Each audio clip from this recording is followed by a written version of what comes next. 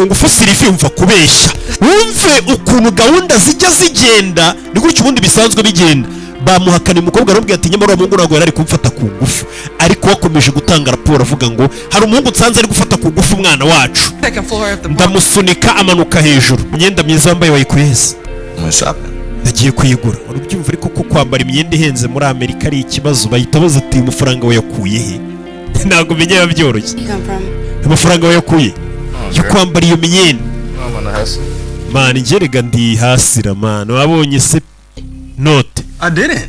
Wibyo Where'd the money come from? Ayo mafaranga yakuye. Don't worry about it. Here. Ugira ikibazo mana kira amafaranga bebu no babyaranye. Amafaranga yawe nshaka. He. Take the money. I don't. Yolanda afata amafaranga nayo nshaka. Come on, you gotta leave. Vanu ugende. Why are you being like this? Kuki kwigira gutyo ariko? Because you came in here scared to death last. Kubera kujano nyuma yo kubonera ubwoba ngo ninjoro wapfuye. Yolanda. I'm gonna get y'all killed. Okay? Ntago ndibuze gutuma mwese mupfa. Vanu ugende.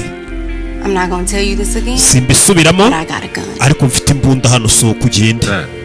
Kubera iki? You scared the shit out of me last. Ijoro ryese wajana bavuga ngo bashobora kutugirira nabi mitangura imbunda. Need you no more. Sinyigukeneye. Damn. Fata ibifaranga byawe. Done shoot your ass. Sohoka cyangwa urasa abonye abandi bakobwa ko bamafaranga ariko bakayakujugunyira bakayagusubiza.